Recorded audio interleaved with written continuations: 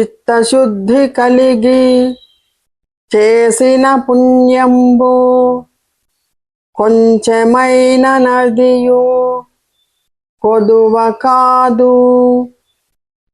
విత్తనంబు మర్రి వృక్షంబునకు ఎంత విశ్వదాభిరామ వినురవేమా. తాత్పర్యము: ఓ వేమ, మంచి మనసుతో చేసిన పుణ్యము కొంచెమైనా కూడా తక్కువగా భావించకూడదు. అట్టిది విశేష ఫలితములను ఇచ్చును. మర్రి చెట్టు యొక్క విత్తనము చాలా చిన్నదైనను చెట్టు పెద్దది కదా,